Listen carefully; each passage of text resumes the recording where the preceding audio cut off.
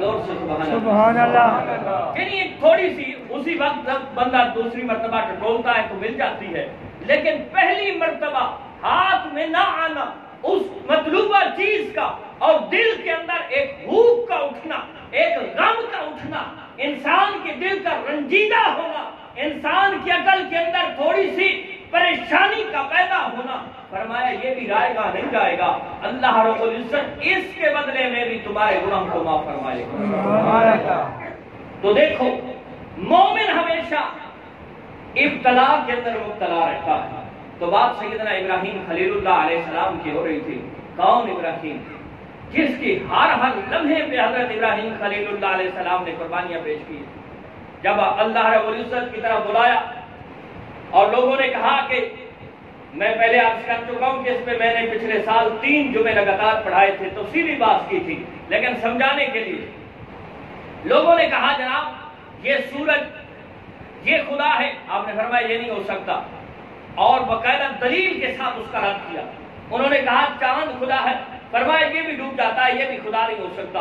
انہوں نے کہا یہ بت خدا ہے، فرمایا یہ بھی نہیں ہو سکتے۔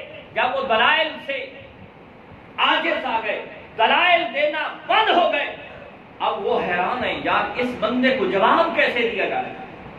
جو بھی ہم دلیل پیش کرتے ہیں، جس کو الہ بناتے ہیں، معبود بناتے ہیں، جس کے سامنے ہم سجدے کرتے ہیں، اس وقت کا نمرود جو اپنے آپ کو معبود کہتا تھا، رب کہتا تھا، خدا کہتا تھا، لوگوں نے کہا یہ ہمارا رب ہے۔ فرمایا یہ کیسے رب ہے؟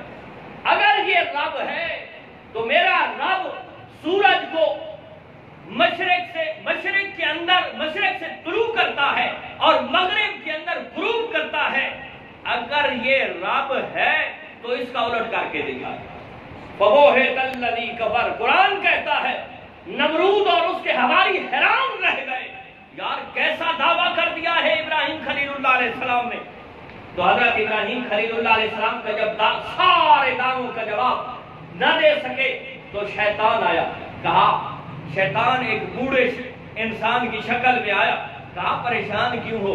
کہا یار یہ ابراہیم نام کا لڑکا ہے، اس نے لوگوں کو ہمارے ربوں سے چھڑا کے ایک اور رب کی بارگاہ میں پیش کرنا شروع کر دیا ہے، لیکن جو دلیل ہم پیش کرتے ہیں اس دلیل کو رد کر دیتا ہے، اور رد بھی اس انداز کے ساتھ کرتا ہے کہ ہر سلیم العقل شخص، ہر صاحب العقل شخص، ہر فہم و فراست رکھنے والا شخص، ہر عقل مند سمجھتا ہے کہ اس کی بات سچی ہے۔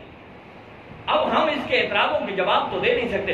اس نے کہا ایسا کرو، ایک آگ جلاؤ، اس کے اندر اس کو ڈال دو، نہ اس کا نام رہے گا نہ کوئی اس کا نشان رہے گا، اور اس مصیبت سے تمہاری جان چھوٹ جائے گی۔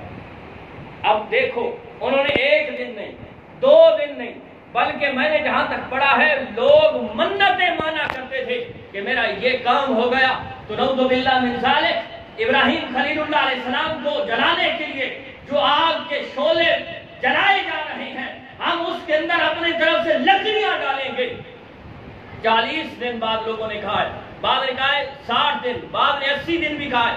80 دن تک وہ آگ کے شعلے جلاتے رہے، اور وہ کلومیٹروں کے اندر تھا، اتنی بڑی آگ انہوں نے یہ جلائی۔ اور یہاں ایک بات اور بھی عرض کرتا چلو، یہ جو چھپکلی ہوتی ہے جس کو ساکوٹ گردا آتے ہیں، اس کے بارے یہ نبی علیہ السلام نے فرمایا کہ اس کو اگر کوئی